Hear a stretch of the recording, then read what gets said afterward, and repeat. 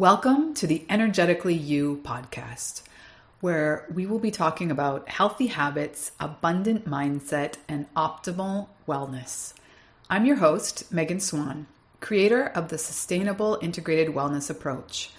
At 30, I sold everything and went on my own eat, pray, love journey, if you will. And now, at 41, I'm still on my first stop here in Mexico, loving life and feeling more energy than ever before. This podcast is for ambitious women who are looking to level up their energy so that they feel happier and more productive throughout their day in all of their projects and passions. Inside, we are going to be talking about ways to truly tune in to our minds and bodies in new ways to leverage our natural energy sources. So let's dive in.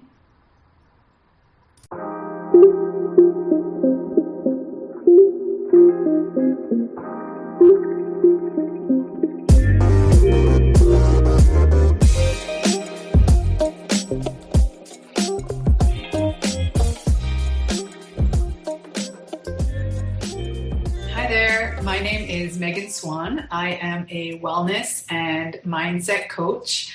I specialize in detoxification, stress management, meditation, yoga, plant-based living, and all things wellness. I love helping women find ways to leverage their energy naturally. So one of my favorite topics is the highly sensitive person. And one of the main reasons that is because I am in that category. So today I wanted to share with you 5 things you need to know to survive and thrive as a highly sensitive person. Basically, I've distilled down 5 things that I keep present or at the forefront in my mind as I'd like to think thrive as a highly sensitive person. So number 1 is remembering that you are not alone. 20% of the population, more or less, 1 in 5 people, is also a highly sensitive person. So this even makes sense, right, from an evolutionary standpoint. We are the chosen ones to look out for the whole tribe, if you will. And I say embrace it. Embrace this ability that you have to detect stimuli in our environment that no one else is detecting at all, or maybe just yet. So you are not alone, number 1. Number 2, you can leverage this superpower. And honestly, that's how I look at it. I think of it as my superpower, particularly in terms of being highly intuitive, being an excellent supportive coach, and being a better mother and partner and human. Once you understand how it works and how you can leverage it, it's really empowering. I would highly recommend that you design your workspace, your maybe a morning routine, a bedtime routine, and generally your lifestyle to really support you in this regard. So maybe that means when you're in an interview, you're going to highlight that you are an expert in attention to detail, and your intuitive nature is going to detect problems before they even arise in the organization or in a given project. So leveraging it in that sense can really be empowering and help you thrive with being highly sensitive. Number 3, develop clear communication skills around your needs. So, and don't be afraid to voice your needs, but do it in a kind, clear way. Personally, for years, I think this was part of the reason I came off as a really negative person, in that I was like constantly frustrated with my needs, basically, or that I was being bothered by a sound, a light, a situation, stimuli in the environment that no one else thought was a big deal.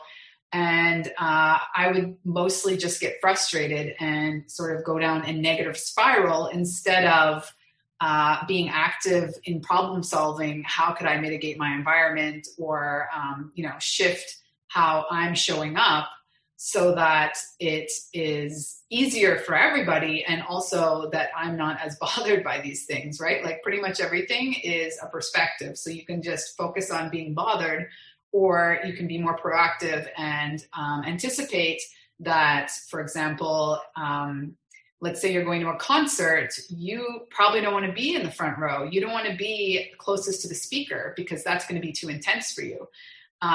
Little things like that. So having a clear communication around this, particularly with your loved ones, your boss, your coworkers, explaining that it's not just that you're trying to be annoying or particular or special, that you need to wear headphones, for example, while you're working so that you can truly concentrate and be more effective and productive. Just developing your own proactive way of dealing with it. So for me, in my relationship, one thing is I sleep now with an eye mask so that no little tiny light is bothering me or interrupting my sleep cycle.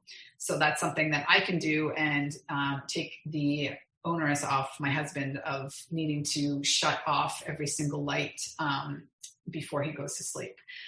Number 4, understand that others literally do not hear it, see it, feel it, smell it, or taste it, maybe at all, or certainly to the intensity that you do. So going back to this wasting energy on fighting reality, right? So spend your energy being in awe of how you're unique and ask questions, make it a conversation starter, connect with people, build relationships on truly trying to understand how other people experience these stimuli. Is it like really not at all, or they do, but it doesn't hit them in the same way? Like, I don't know. I find it really interesting to connect with people on that level and make it a conversation starter instead of this constant bother or constant frustrated energy that you feel you need to argue about how reality is or how we're experiencing it. Just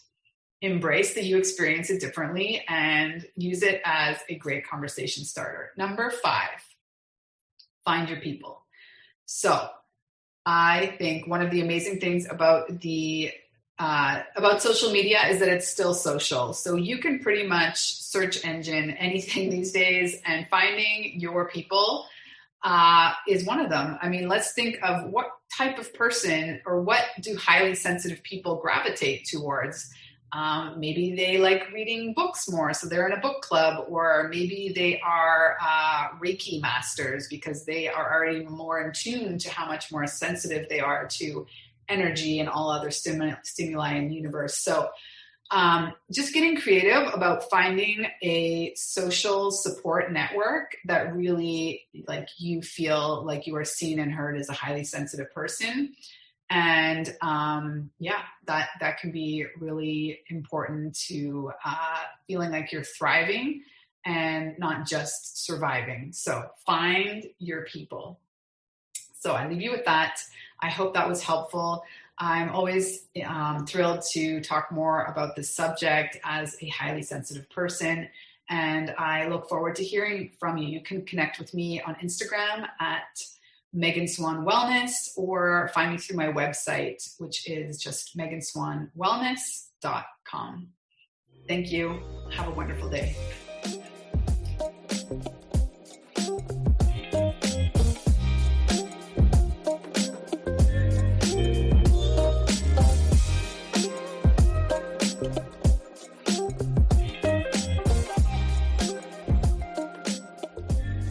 Thank you so much for listening to Energetically You.